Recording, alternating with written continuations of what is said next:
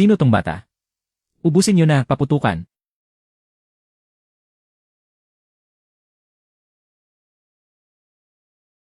Bantayan niyo. Takbo, bilis. Binti ko. Ano ba, bitawan mo ko? Gusto mo bang pilay? Huwag kang malikot. Nasaan kotse mo? Hoy, gago. Di mo ba dadalhin sa ospital? Paano? Sino ka ba talaga? Kigong ba yan?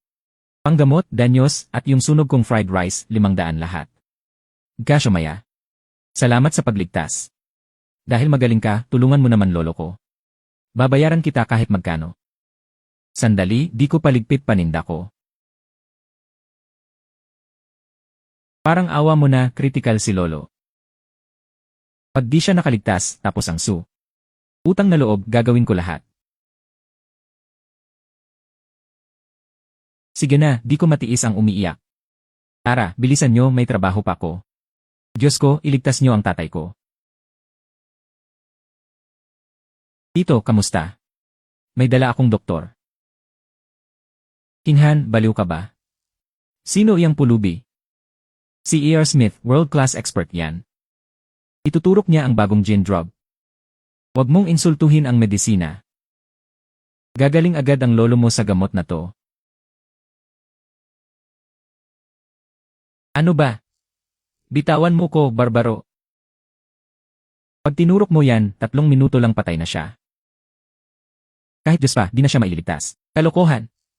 Modernong medisina to, alam mo ba? Hindi organ failure yan, matagal na siyang may sakit.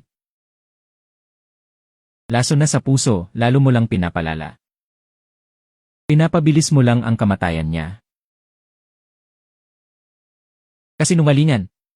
Palayasin ang baliw na yan. Huwag niyo siyang galawin, hayaan niyo siya. Pag may nangyari, ako ang mananagot sa kumpanya.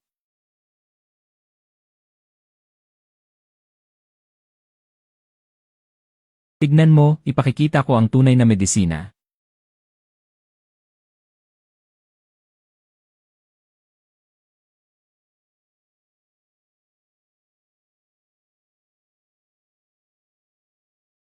Diyos ko.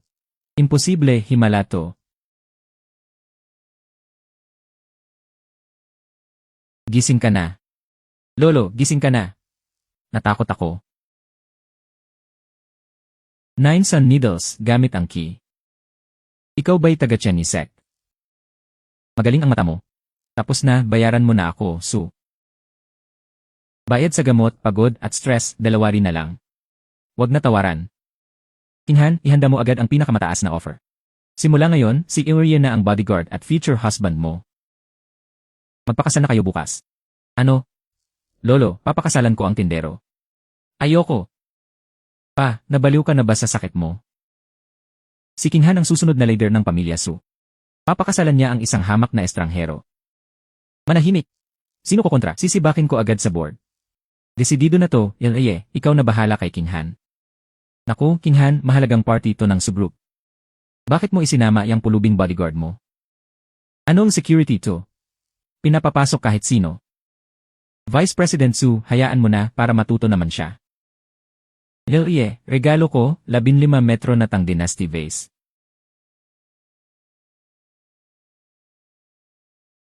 Grabe, ang mahal nito, ang ganda.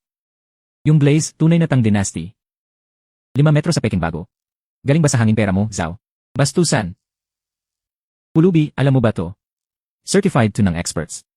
Sumali blue gamit sa Tang Dynasty. May kalawang dapat to gawa sa acid. Ang nakakatawa, antok siguro yung gumawa. Peking lagda, may English letters pa sa ilalim. Made in Jingdezhen. Chairman Lee, silipin mo ng malapitan. Kumanda ka, Inesu, magbabayad ka.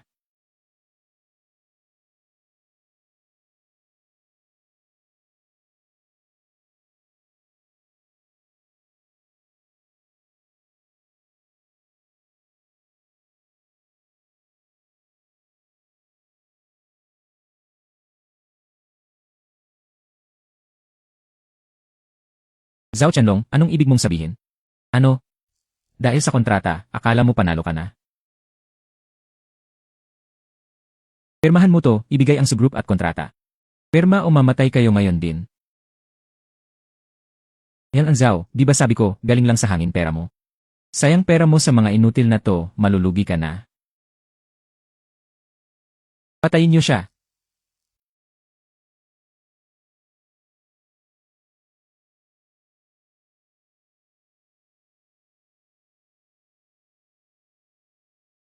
Huwag niyo kong patayin. Huwag, ibabalik ko lahat ng pera at alak. Huwag lang ako. Ayoko madumihan kamay ko sa'yo.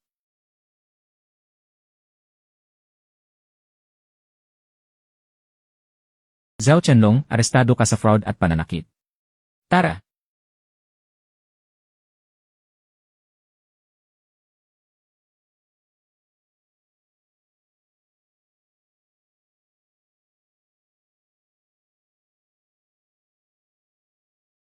Ikaw, dapat matagal ka na nilang kinuha. Bilang bodyguard, di lang dapat marunong manakit, dapat alam din ang batas. Elwasu, tapos na ang gulo. Bukas sa board meeting, ikaw na ang bida. Mga board member, nakita nyo na ang nangyari. Malapit na ang launch, wala pa ring gamot na nakuha. Si Inasu, simula kagabi, hindi na mahagilap. Bilang Su, di ko hahayaang masira niya ang kumpanya. Tanggalin si Su, ako ang papalit para makipag-ayos sa Longteng. Tama, bata pa si Su, di niya kaya si Zhao Qianlong. Payag ako kay Su.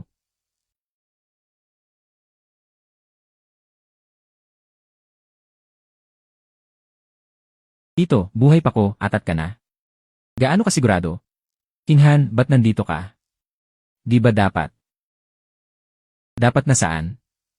Sa A-room, pinipilit pumirma. Sayang, di nangyari. Tingnan nyo, ito ang original na kontrata. Sa susunod na dekada, tuloy ang gamot natin. Totoo yan, wala na talagang pag-asa. Impossible. Kahit may kontrata ka, lagot tayo kay Zhao Tianlong. Kayang-kaya tayong durugin ng Longteng. Tito, huli ka na sa balita. Yung Zhao na inaasahan mo, huli na kagabi dahil sa dami ng kaso. Baka nasa kulungan na yun ngayon.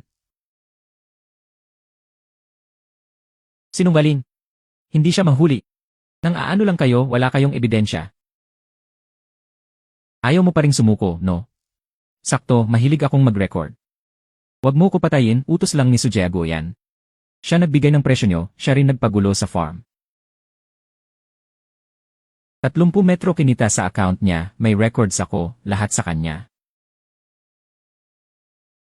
Kuhan, pakinggan mo ko, magpapaliwanag ako. Napilitan lang ako, nagkamali ako, patawarin mo ko. Guard, ilabas yan. I-turnover sa legal, kasong estafa at espionage. Tito, sa kulungan mo na pagbayaran ang lahat. Su, tong gamot nyo. Fake ang data, may lason pa. Di ko to pipirmahan. Pirma. Dumaan sa test to, legit lahat. Gawa-gawa nyo lang yan. Sa medical asok, pag sinabi kong mali, mali yan.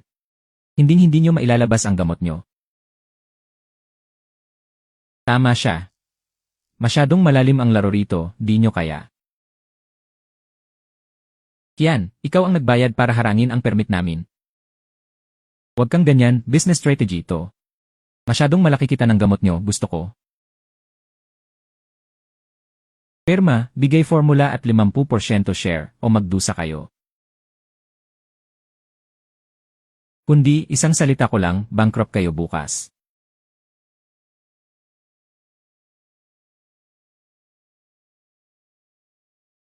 Tanghaling tapat, nananaginip ka na agad. Sino tong bodyguard na to? Epal ka ah. Hoy, baliin nyo binti niyan. Guard. Palayasin nyo tong baliw na to. Kian, kaya mo hinarang gamot ng Su dahil may peke kayong binebenta.